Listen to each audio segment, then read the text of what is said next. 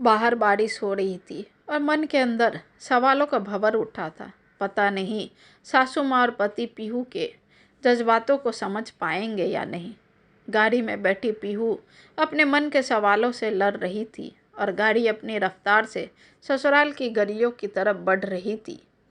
पहाड़ों से गुजरते हुए पीहू की आंखें उन बादलों को देख रही थी जो जमीन को छूकर बरस जाना चाहती थी। ठीक वैसे ही पीहू अपनी मजबूरियों को सभी परिवार वालों के सामने रख कर अपने दिल में बसे डर को बोलकर निकाल देना चाहती थी। पर ये सवाल इतने भी आसान नहीं थे जिसे सुनकर माफ़ी की उम्मीद की जा सके। गलती तो हो गई, लेकिन वो मजबूर थी। उसे अपने सपनों को पंख लगाने का इतना सुंदर मौका जो मिला था, तो भला उस ख्वाब को टूटते कैसे देख सकती थी। बचपन से ही पीहू को डांस का बहुत शौक था और ये शौक कब जुनून में बदल गया उसे भी पता नहीं चला।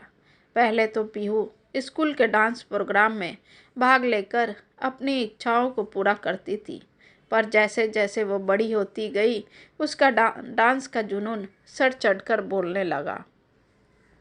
घर वालों को उसका नाचना पसंद नहीं था, खासकर उसके पापा को। परिवार वाले अक्सर पीहू पर पाबंदियां लगा दिया करते थे। उन लोगों ने बहुत कोशिश की पीहू के मन से नृत्य का भूत उतारने का, पर कहते हैं ना, इश्क किसी से भी हो वो सच्चा ही होता है। पीहू को भी अपने शौक नृत्य से इश्क हो गया था और वो इस इश्क को आजीवन कायम रखना चाहती थी। उसे एक बड़ी नृत्यांगना बनना था और अपने देश का, अपने परिवार का नाम रोशन करना था। पर पीहू के पापा इस बात के लिए बिल्कुल राजी नहीं थे। उनका मानना था कि सिर्फ घर की लड़कियां यूं नाच गाना नहीं किया करते। पीहू की माँ भी अपने पति के खिलाफ जाना नहीं चाहती थी। ऐसे में सिर्फ पीहू की बड़ी बहन पलक ने उसे हमेशा उनका हौसला बढ़ाया। पीहू के पिताजी बलवंत जी पीहू की इन्हीं बेतुकी हरकतों की वजह से जल्द उसकी शादी करने का निर्णय लेते हैं। लखनऊ के रहने वाले सीधे साधे विचार वाले परिवार के इकलौते बेटे वीरेंद्र से पीहू की शादी तय हो जाती है। वीरेंद्र बैंक में पीओ के पद पर कार्यरत थे। वीरेंद्र का स्वभाव बलवंत जी को बहुत पसंद आता है। शादी की बात पक्की हो गई। ठीक 1 महीने बाद शादी की डेट फिक्स हो जाती है। पीहू उदास तो थी, पर उसे एक विश्वास था कि वीरेंद्र उसकी भावनाओं को समझेगा और उसके सपनों में पंख लगाने में पूरी मदद करेगा। देखते देखते शादी का दिन निकट आ गया। तैयारियां शुरू हो गई। शादी के दिन पीहू बहुत सुंदर लग रही थी। विधि विधान से शादी के सभी रस्म निभाए गए। सारे रस्म होने के बाद सुबह सुबह पीहू को एक फ़ोन आता है। पीहू फ़ोन रिसीव करती है। सामने वाला कहता है, पीहू जी, आपका सिलेक्शन देश के जाने माने मंच नृत्यांगना में हो गया है और आज ही आपको फाइनल के लिए मुंबई आना होगा।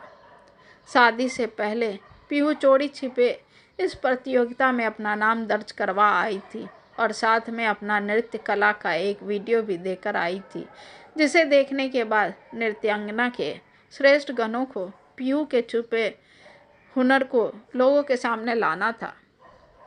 जिस घड़ी का इंतजार वो वर्षों से कर रही थी, वो घड़ी आज थी। अब पीहू को समझ नहीं आ रहा था कि वो करे तो क्या करे।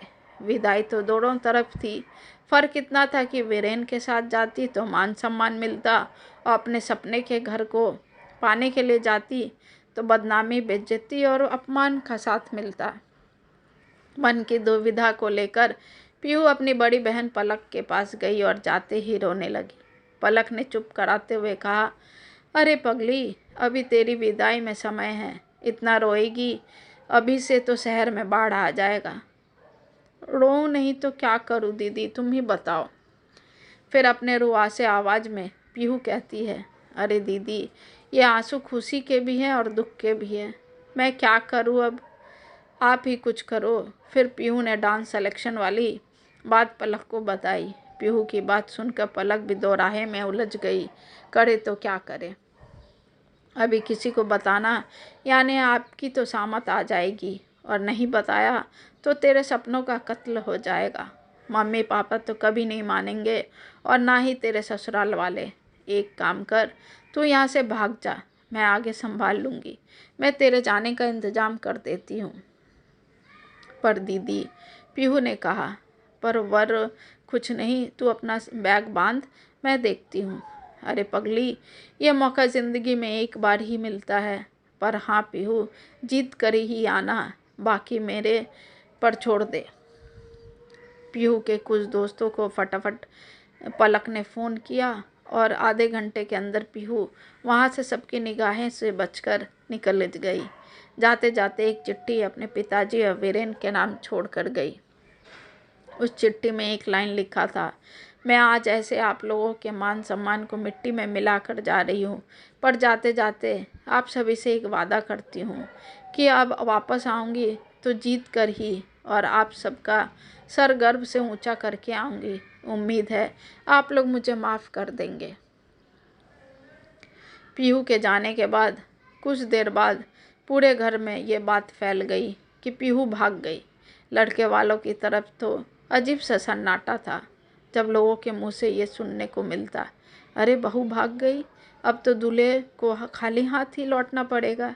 ये कैसी विदाई होगी जिसमें दुल्हन ही नदारत है। बिन दूल्हा बाराती तो सुना था, अब ये भी सुन लो, बिन दुल्हन विदाई। बलवंत जी का गुस्सा सातवें आसमान पर था। भला ऐसे कौन जाता है, पर अब कोई चारा भी नहीं बचा था। उन्होंने अपने समधी और अपने दामाद के सामने सिर झुकाकर माफ़ी मांगने लगे और पीहू की चिट्ठी पकड़ा दिए। अब तो दोनों पक्ष के लिए ये एक शर्मिंदा वाली बात हो गई, पर अब कोई उपाय भी नहीं था। अब सिर उखली में घुसाया है तो झेलना ही पड़ेगा। वीरेन को तनिक भी भनक नहीं थी कि पीहू को डांस का शौक़ है। अगर थोड़ा भी पता होता तो वो कुछ कर पाता, क्योंकि उसे भी संगीत का शौक़ था। मायूस चेहरे के साथ सभी लड़के वाले अपने अपने घर लौट गए। शादी के 2 दिन बाद टीवी पर पीहू का प्रोग्राम आया, जिसमें सभी नृत्य के दिग्गज लोग मौजूद थे।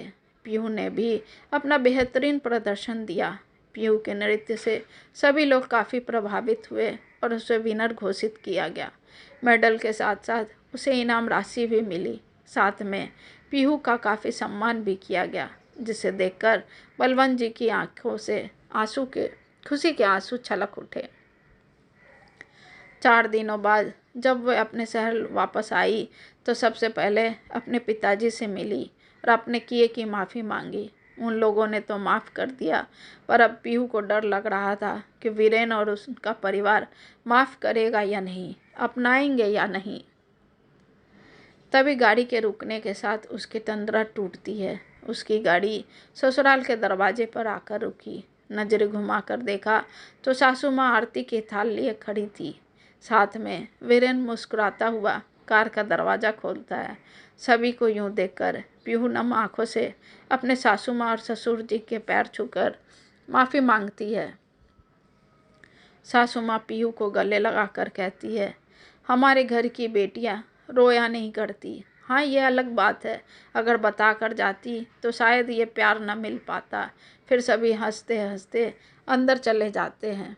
वीरेन मौके का फ़ायदा उठाते हुए धीरे से पीहू के कान में कहता है, पहले से बता कर जाती तो मैं भी साथ चलता और लगे हाथ हनीमून का फ़ायदा भी उठा लेते।